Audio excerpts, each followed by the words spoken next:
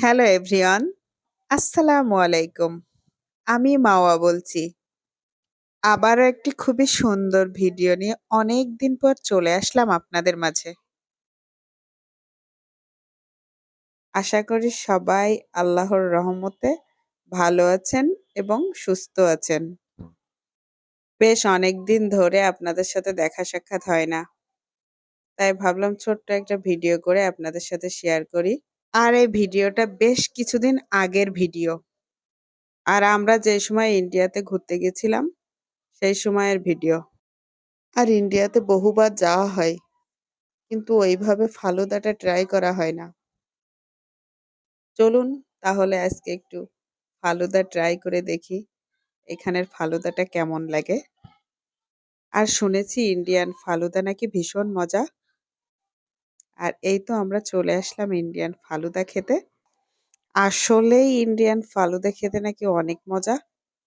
আর চলে এসেই তো ফার্স্টেই আমি চকলেট দেখে অনেক অবাক হয়ে যাচ্ছি। কারণ এরা ফালুদা তৈরি করে বিভিন্ন রকমের চকলেটি ফ্লেভার দিয়ে। আর আমরা ৩ টা ফালুদার অর্ডার করলাম। আমাদের ফালুদা টিনটা খুবই সুন্দর করে তৈরি করে দিল। আর এই যে আমাদের ফালুদা আমাদের হাতে চলে আসলো। আর এবার হলো ফালুদা খাওয়ার পালা। আর ফালুদাটা যখন আমি ফার্স্টে মুখে নিলাম, বেশ ভালোই লাগলো। আসলে ইন্ডিয়ান ফালুদাটা খেতে ভালোই লেগেছে। আর আমরা যতবার ইন্ডিয়াতে এসেছি, ততবারই আমার মেট্রো রেলে ঘুরতে অনেক বেশি ভালো লাগে।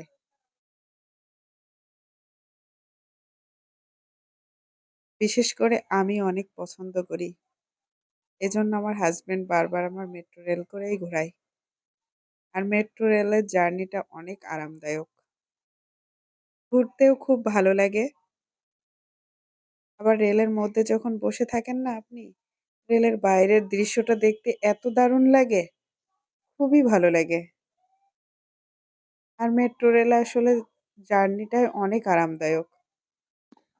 আসলে মেট্রো রেলটা আমি এ কারণেই পছন্দ করি, চোখের পলকে আপনার গন্তব্যস্থলে আপনি পৌঁছে যেতে পারবেন।